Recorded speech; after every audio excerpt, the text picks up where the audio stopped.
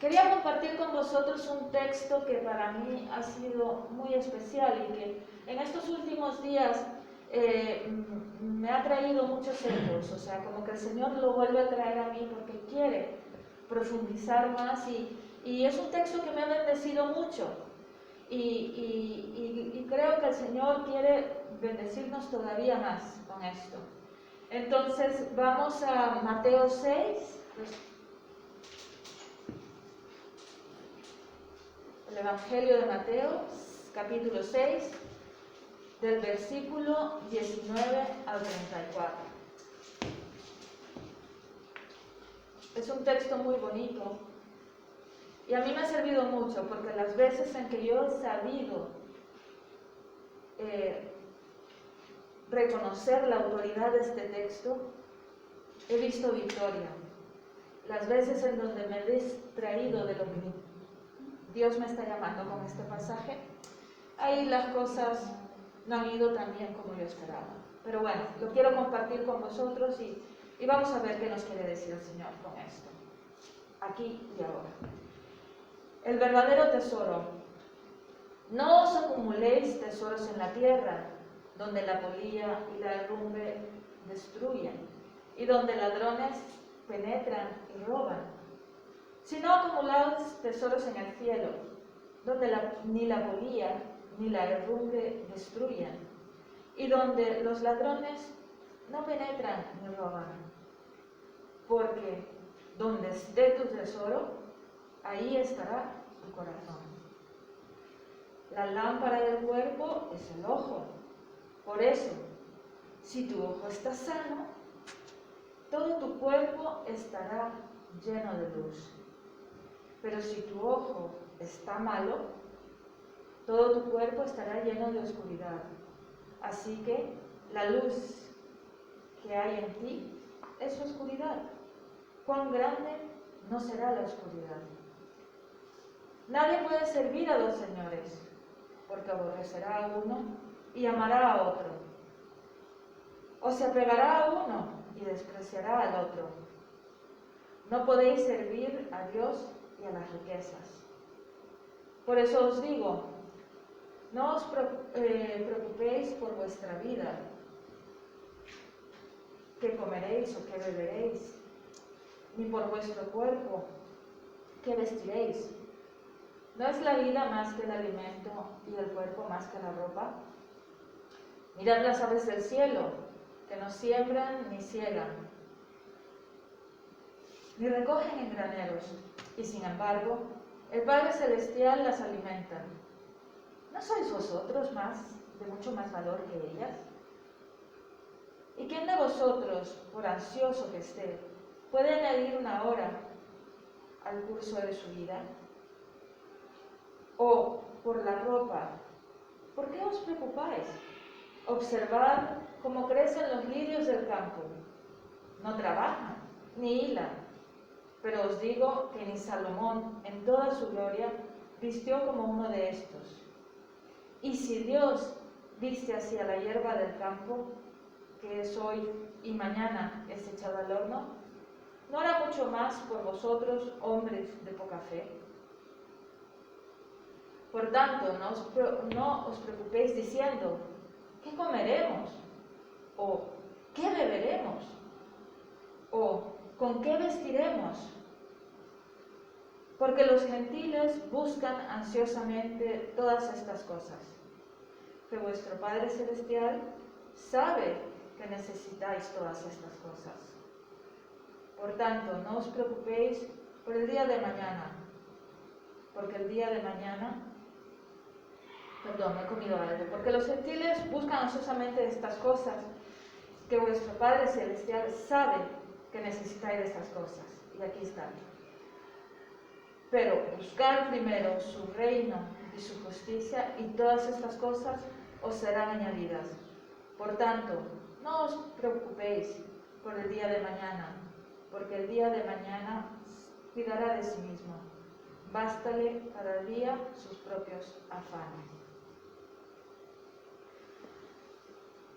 Bueno, es un texto muy amplio, muy rico, Y yo solamente quiero subrayar algunas cosas que a mí me han ayudado y que a mí me han llamado la atención en momentos, como dije en un principio. Es un texto que cuando yo he sido fiel a esta visión de Dios, cuando he buscado primero de su reino y de su justicia, ahí ha habido victoria. Ahí el Señor ha sido fiel a su palabra y ahí es donde se hace su voluntad, aquí y ahora, en mi vida. Pero también cuando me he distraído, he pagado las consecuencias de no estar atenta, ¿no? Entonces quería compartir algunos puntos con vosotros. En primer lugar, es aclarar el contexto, a dónde está situado este texto. Y este texto está bastante al comienzo de este evangelio, cuando Jesús recién ha comenzado su ministerio, y cuando Jesús comienza su ministerio anunciando el reino de Dios. El centro acá es el reino de Dios y su justicia, que debería de ser nuestra prioridad. Entonces, el contexto es el anuncio del reino de Dios.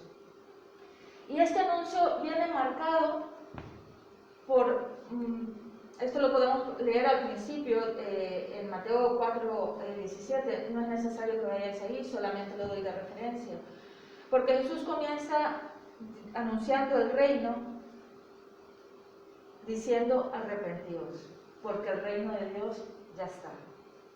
El llamado es al arrepentimiento, porque el reino de Dios ya ha irrumpido con él.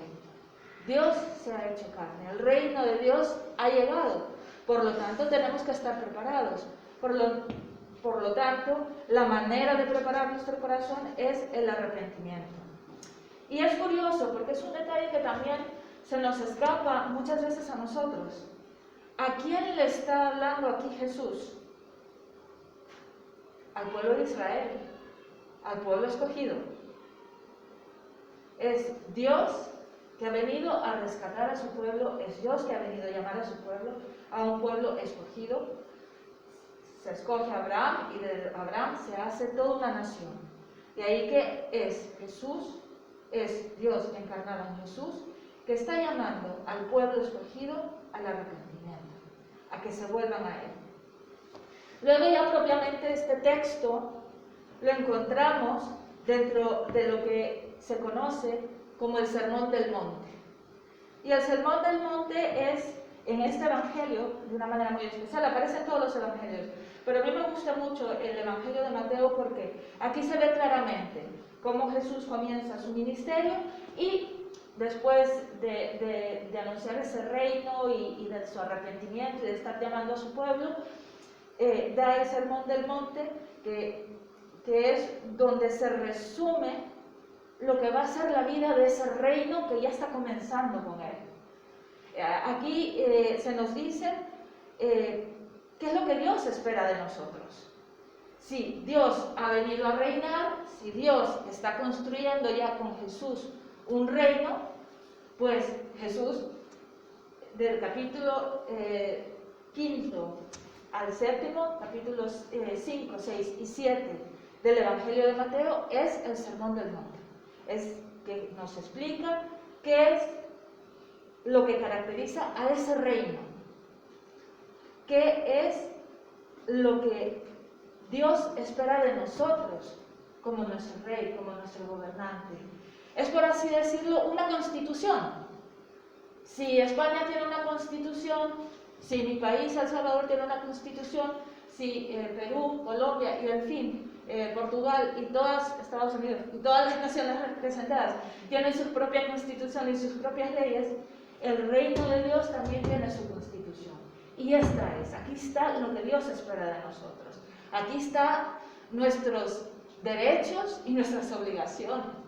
Aquí está la gran bendición, la buena noticia de que Dios reina, y estas son, como decir, de alguna manera, las reglas del juego.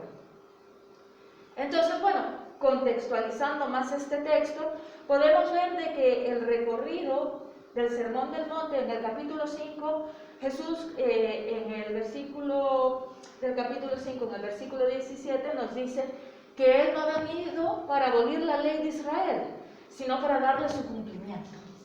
Es decir, Jesús ha venido a hacer la voluntad de Dios, ha venido a hacer, a cumplir la ley, que lo que Dios había prometido ya con Moisés y todos los profetas se está haciendo realidad en él. El pueblo falló en cumplir la ley. Jesús no viene a abolir la ley, sino que viene a cumplirla, a radicalizarla, a hacerla realidad. Entonces, en este sentido, es muy bonito porque vemos la vigencia de la ley. La vigencia de la ley del Antiguo Testamento, aquí se van a sacar las últimas consecuencias y es Jesús quien le va a dar su cumplimiento y le va a dar otra dimensión y la va a radicalizar, la va a hacer todavía más fuerte, más contundente. Y luego también, si pasamos viendo lo que es el capítulo 6, los pasajes bíblicos que están antes de este texto, vamos a ver que por lo menos en mi Biblia, el editor ha puesto la verdadera relación con Dios. Entonces, y aquí me gustaría hacer una distinción entre lo que es religión y lo que es relación con Dios. Aquí lo que el editor está diciendo es que bueno, que aquí se ve la novedad que trae Jesús a la vida religiosa de su pueblo, a la ley religiosa de su pueblo. Y más que ley y religión, Jesús trae una nueva vivencia del Señor. Entonces, bueno, ya vemos que la vida religiosa pues se compone de la oración y vemos continuamente que Jesús está buscando la presencia del Padre, del ayuno. La vida religiosa del pueblo de Israel estaba marcada también por las ofrendas, ya de alguna manera Julián nos predicó la vez pasada acerca de esto. Entonces, va marcada por todo esto. Pero Jesús la radicaliza todavía más, porque el pueblo judío lo hacía más así como marcando tarjeta. Bueno, voy a orar, oro tal día, y se oraba. Voy a hacer ayuno, y bueno, cosas así. Y Jesús lo que pone el énfasis es que la verdadera religión es esa relación de amor y de confianza con el Padre. Por eso es que se nos va a decir, la verdadera relación es la que entra en intimidad con el Padre y se rinde a Él. La verdadera ofrenda es la que da con confianza y con ese corazón alegre que también nos hablaban en el mensaje pasado. La verdadera relación con Dios es que ayuno porque tengo sed de su presencia y quito otras cosas que me estorban, que me distraen de su presencia. Entonces vemos que en el Sermón del Monte hay esta como radicalización. No es cualquier ayuno, no es cualquier oración, no es cualquier ofrenda. Es esa relación amorosa a la que Jesús me está invitando para relacionarme con el Padre Celestial. Es una relación de amor y de confianza. Entonces, bueno, ya entrando ya en materia con lo que es el texto, a mí me llama la atención lo que es el versículo 21, que dice, ahí donde está tu tesoro, ahí estará tu corazón. Entonces, bueno, muy bien, se nos está hablando de los tesoros del corazón. Y primer punto, ¿cómo está nuestro corazón? Y aquí se nos habla de dos corazones, o de dos tipos de tesoros. Un tesoro que, bueno, que brilla, que nos atrae, pero que a lo mejor nos engaña como canto de sirena, ¿no? Y se nos habla de los tesoros en el cielo.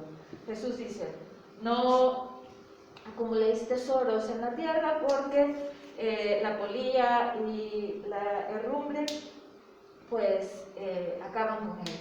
O los ladrones que entran a robar. Mejor acumuláis tesoros en el cielo porque ahí hay total garantía de que tu tesoro lo vas a disfrutar, va a ser bendición.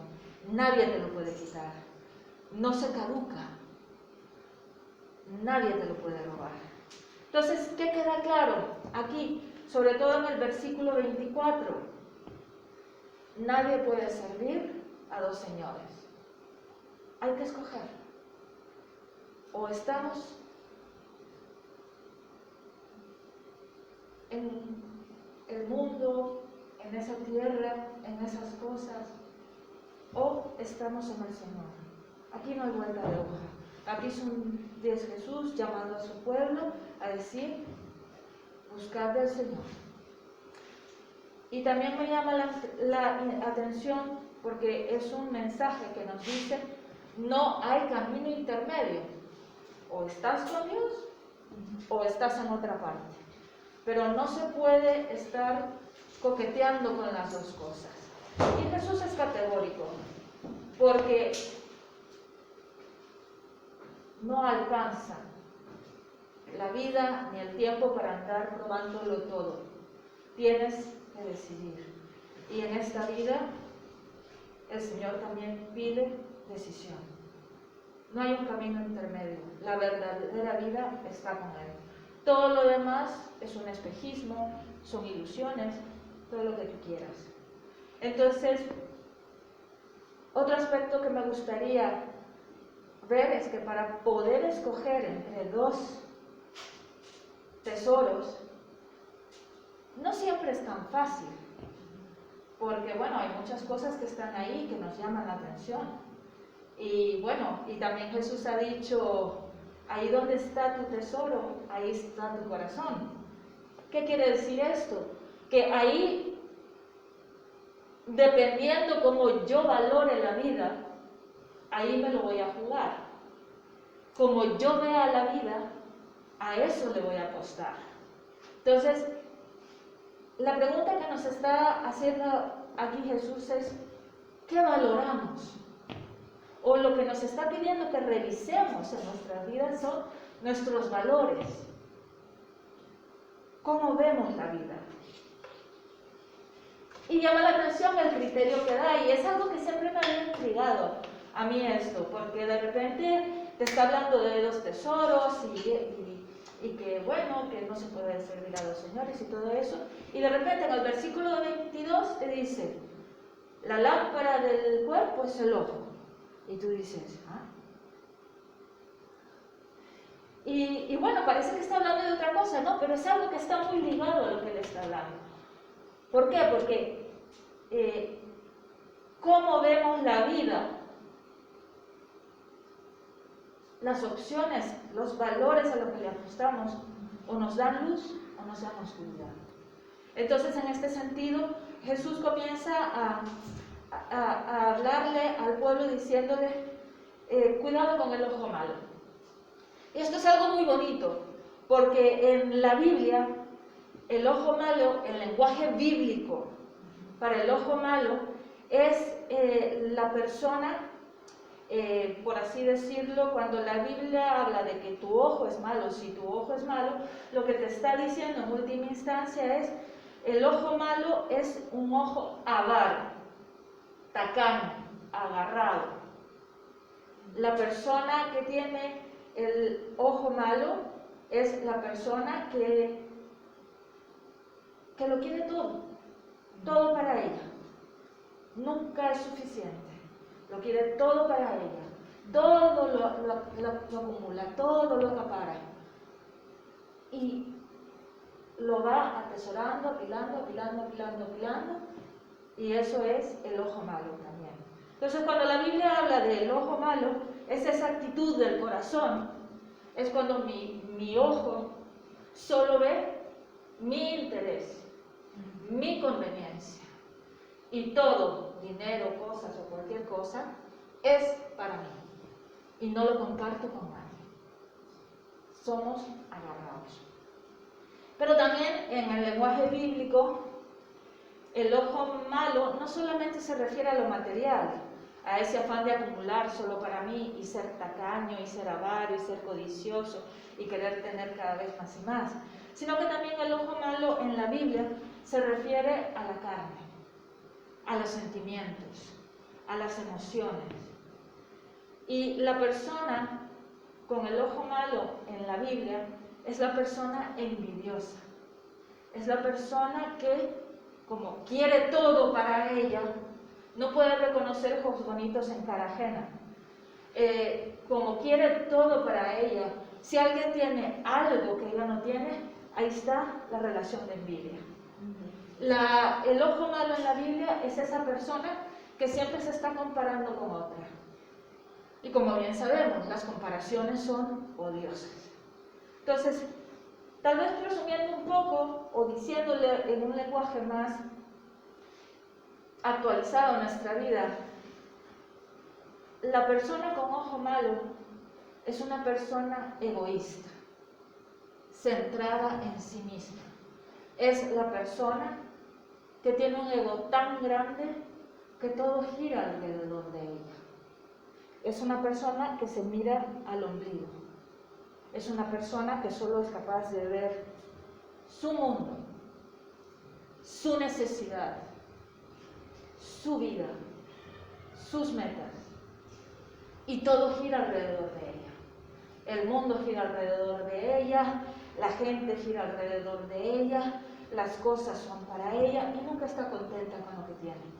Y sus metas están por encima de todas las cosas, aunque tenga que pasar por encima de otras personas. No reconoce más que su propio ego, su propia necesidad, sus propios anhelos, sus propias metas. Entonces, una persona que constantemente se está viendo el ombligo, también se va a relacionar con Dios de esa manera. Dios es alguien que gira alrededor de sus necesidades, de sus sufrimientos, de sus sueños, de su anhelo. Y en este sentido nos encontramos con expresiones incluso dentro de la iglesia como mi Diosito. Es que mi Diosito me va a ayudar, es que mi Diosito me va a bendecir. ¿Por qué? Porque construimos una vida donde todo gira en torno a nuestros deseos y a nuestras necesidades, que Dios se convierte en ese genio de la lámpara que se compadece de mí por lo sufrido, lo necesitado o lo bueno que soy y me tiene que cumplir todos mis deseos. Entonces, en este sentido, lo que vemos es que el ojo malo es una persona, la persona que tiene ese ojo malo es una persona que constantemente se está centrada en su mundo, en sus cosas. De ahí que la persona egoísta, la persona centrada en sí misma, siempre está acumulando cosas. Llámesele tecnología, tiene que tener el último móvil que está de moda. Tiene que tener el último coche que está de moda. Tiene que andar con el último grito de la moda. Está acumulando. Y claro, y la lógica de la acumulación es que nunca tenemos suficiente. Porque también cuando compramos un ordenador o un móvil, a los 3 meses se nos ha vuelto obsoleto. ¿Por qué? Porque la compañía saca otro más, otro aquí, otro allá, y lo que habíamos querido conseguir ya se nos quedó obsoleto. Ya necesito otro móvil mejor para esto. Ya necesito otro coche. Ya no me vale el coche que me compré, ahora lo quiero híbrido, ahora lo quiero ahora lo quiero de tal marca. Entonces, nos dedicamos a acumular cosas y en este sentido nos volvemos como auténticos agujeros negros. Esas cosas que los científicos dicen que están ahí en el universo y que están chupando todo lo que pasa a su alrededor. Entonces, ¿qué sucede? Acumulamos cosas, nos llenamos de cosas, nos perdemos en las cosas y nunca estamos contentos, porque somos unos auténticos barriles sin fondo. O sino también la persona que vive centrada en sí misma siempre está buscando la aprobación de los demás. Es el mundo del selfie. Me tomo la foto para que los demás le pongan likes. Es el mundo de la aprobación. Quiero quedar bien con el jefe, quiero quedar con fulano, quiero quedar bien con mengano, etc. Ayer lo veíamos también en el grupo de mujeres, porque las mujeres somos fuertemente tentadas con tener el control. Las cosas tienen que ser a mi manera. Tener el control de las cosas es decir, esto está bien, a mi modo. Ahí me siento segura. La persona que vive centrada en sí misma busca su propia seguridad, busca su propia comodidad. Entonces, ¿qué sucede? Que la persona centrada en sí misma vive pendiente de tantas cosas, se pierde en las cosas. Por más que acumula, la frustración es que lo que está acumulando ya no le sirve, o se lo roban, o alguien que compró, si ella compró ese coche, la otra persona va a comprar otro coche y ya se frustró. ¿Qué sucede?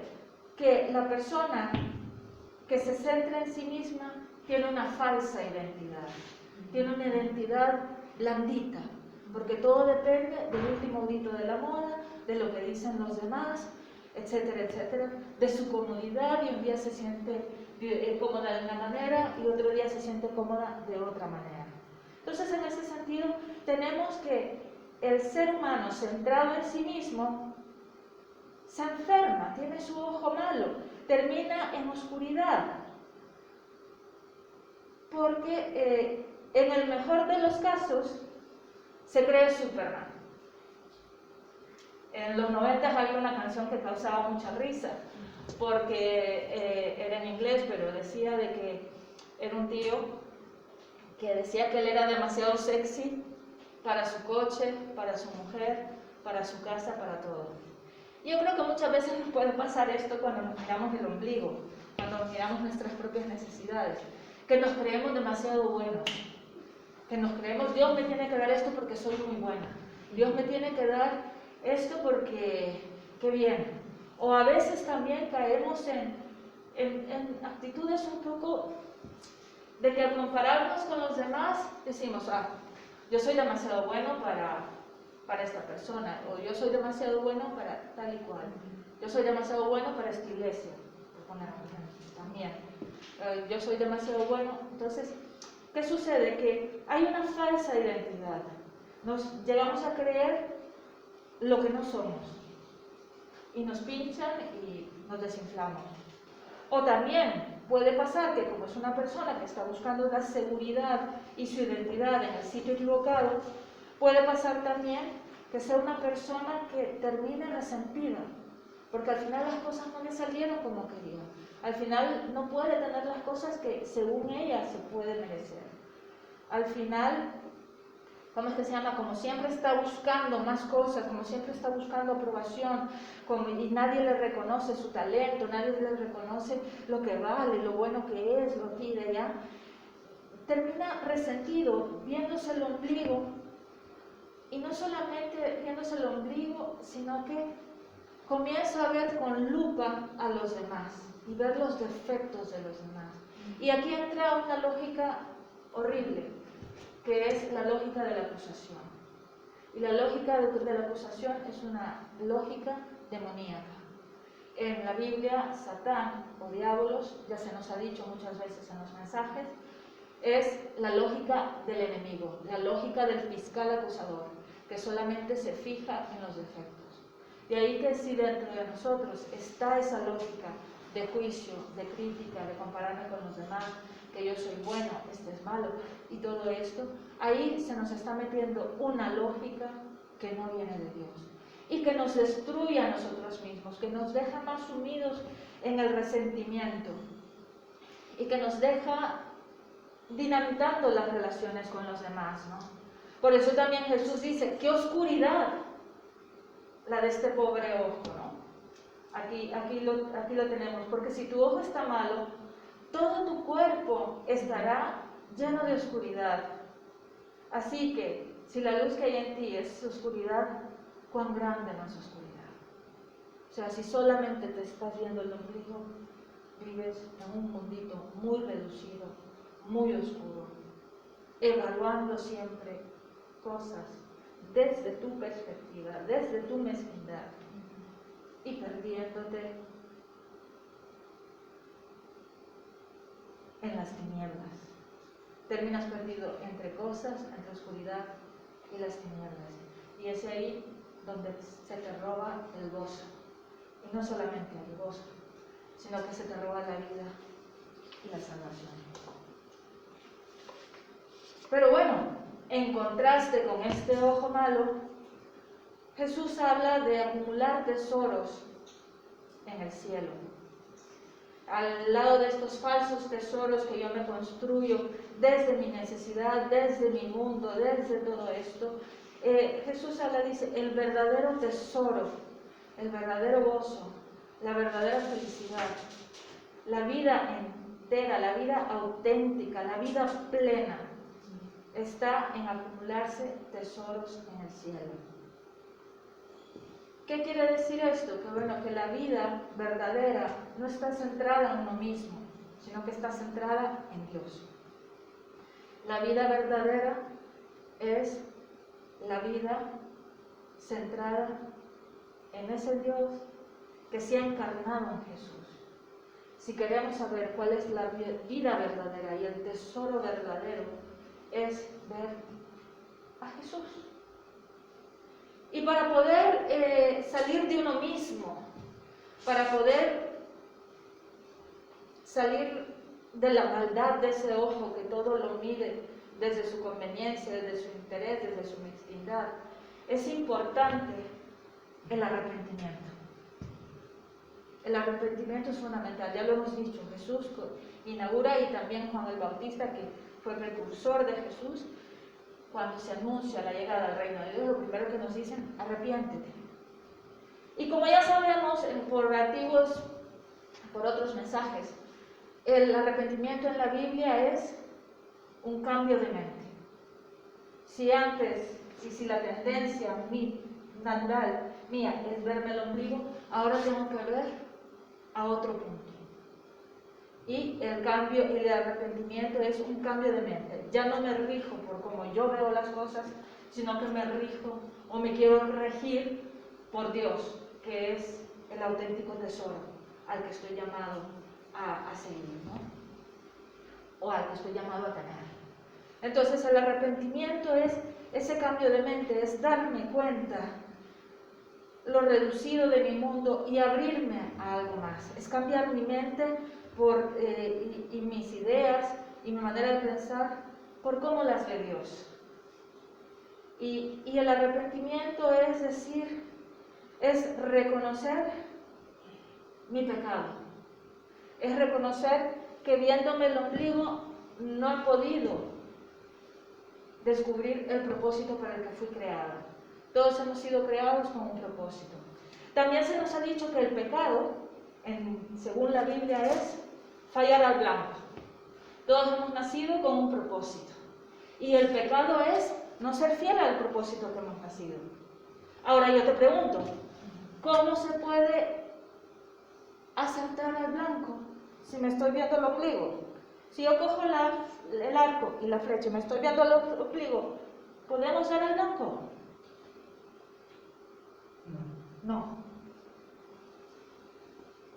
No se puede. La flecha va a salir disparada para otra parte. Pero si reconozco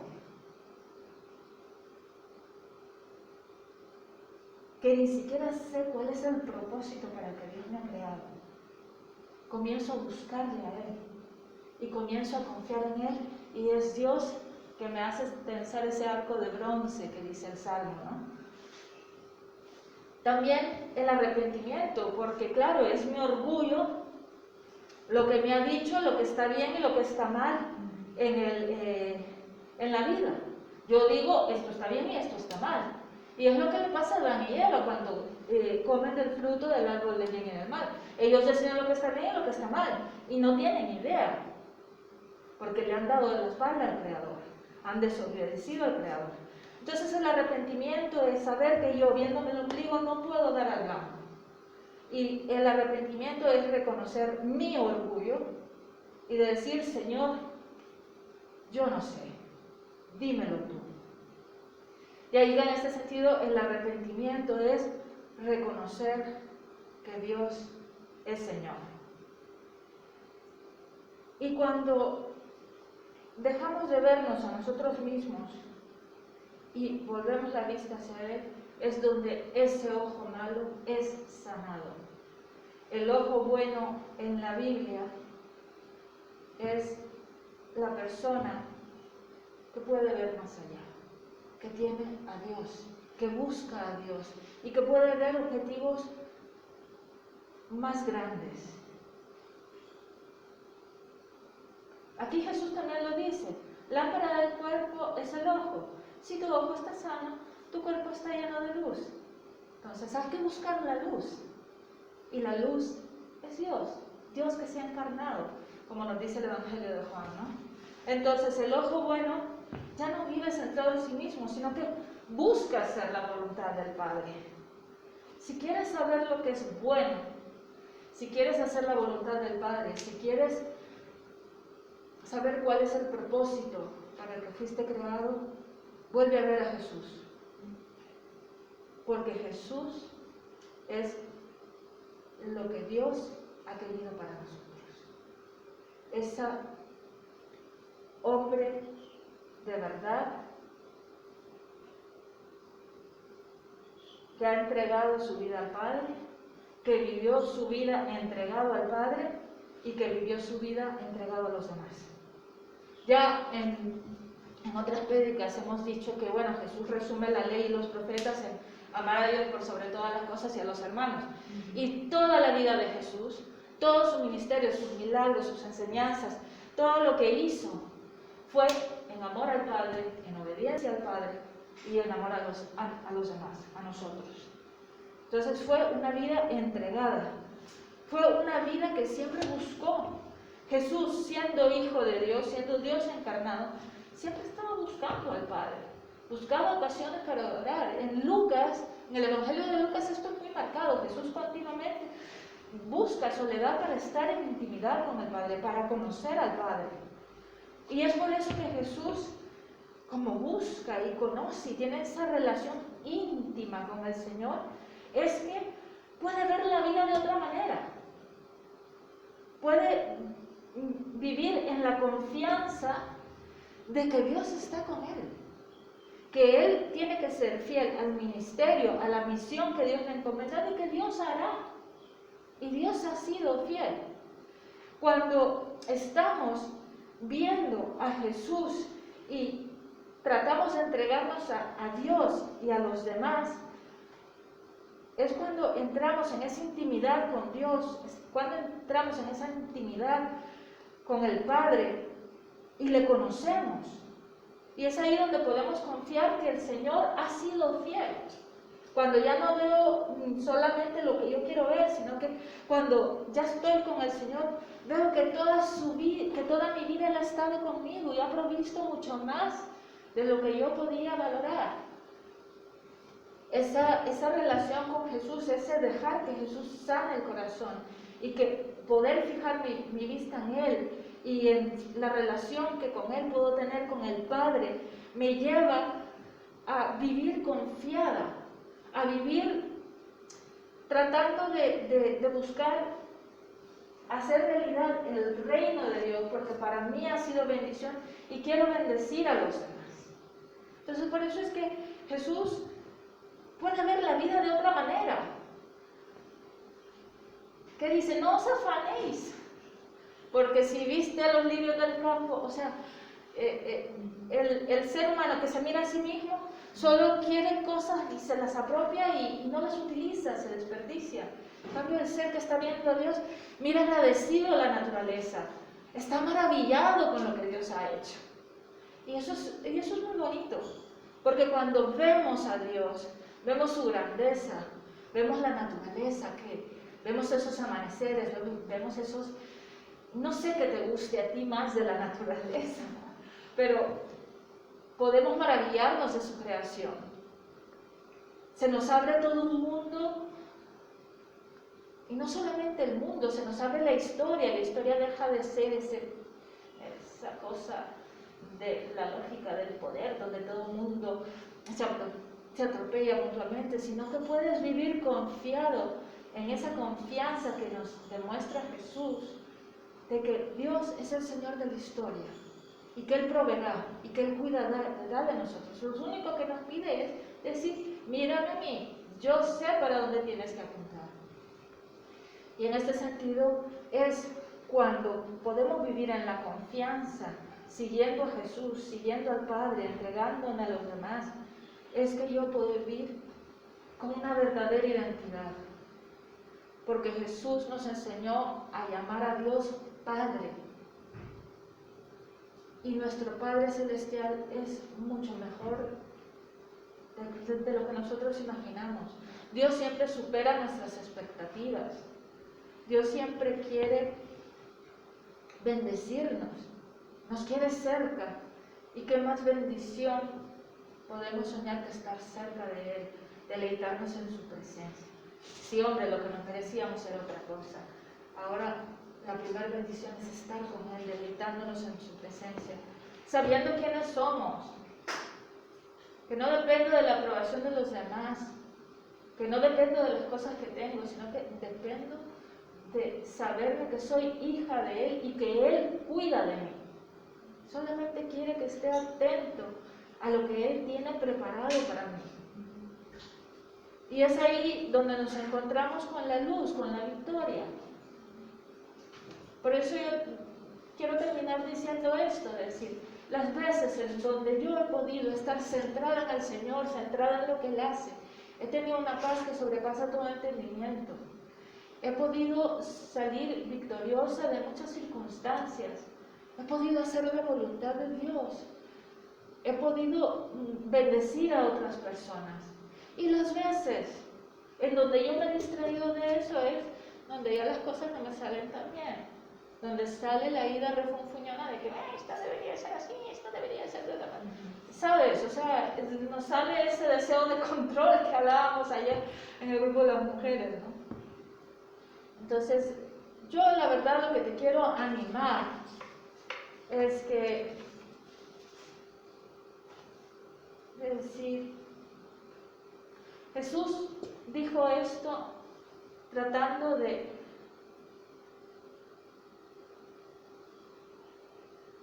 o este mensaje más bien era para el pueblo escogido y Dios somos parte de ese pueblo escogido. ¿A quién queremos servir? ¿Quién es nuestro Señor? Y eso es la pregunta que yo creo que el Señor nos hace ahora. ¿Cómo ves la vida? ¿Cómo valoras la vida? ¿A dónde está tu tesoro? Y yo creo que seguimos siendo ese pueblo escogido que nos distraemos fácilmente, que a veces el mundo nos ofrece tantas cosas y no todas son bastante tentadoras. Uno dice, ay, sí, me gustaría, porque en principio no tienen nada mal. Pero desde el momento en que nos distraen del propósito al que fuimos creados, ahí ya la fastidiamos todo, ¿no? Entonces yo lo que te quiero decir es que así como Jesús le estaba hablando al pueblo escogido el día de hoy, Jesús nos está hablando a nosotros que somos un pueblo escogido. ¿A dónde está tu tesoro? ¿Cómo está tu ojo?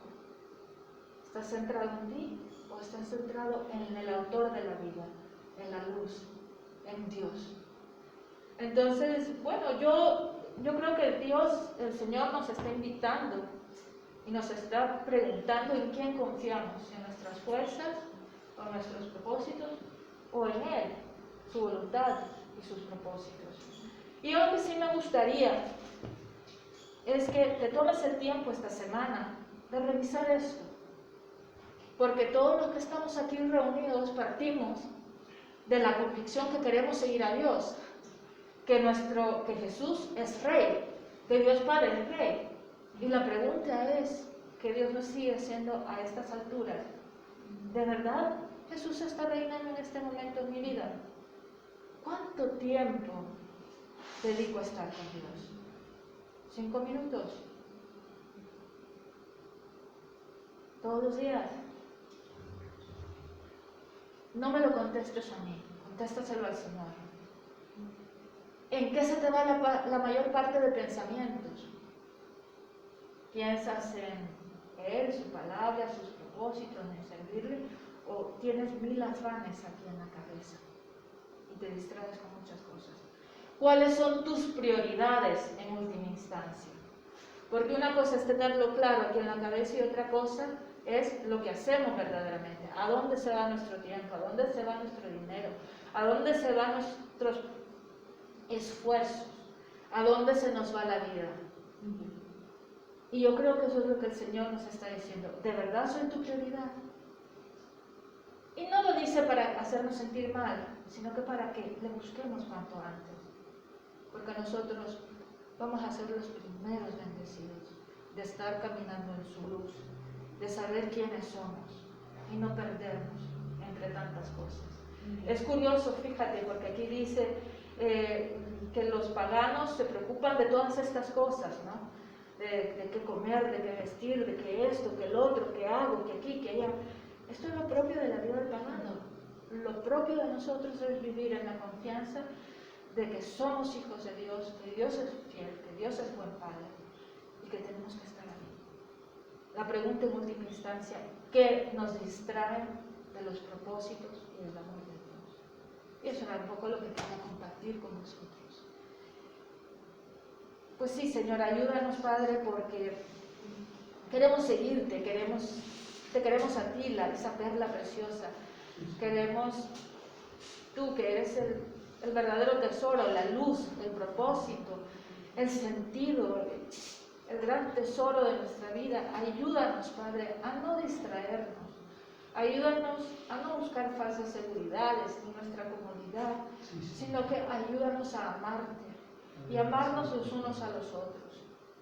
Por favor, Señor, dinos cómo podemos servirte y vivir más centrados en tu reino, en la iglesia, sirviéndonos y amándonos unos a otros. Ese es el anhelo del corazón, porque eso fue lo que tú mostraste en Jesús.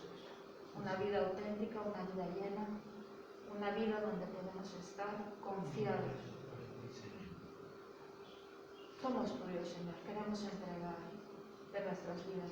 Ayúdanos a ver aquellas áreas donde seguimos viéndonos el ombligo o donde nos seguimos distrayendo porque queremos verte a ti y darte la gloria a ti y poder decir que tú reinas en nuestra vida, que tú eres el Señor de nuestra vida, que tú eres nuestro tesoro, nuestro máximo tesoro en esta vida. Y queremos decir, hágase tu voluntad en la tierra como en el cielo, en mi vida. Sí, Señor, así sea. En el nombre de Jesús, te lo pedimos. Amén.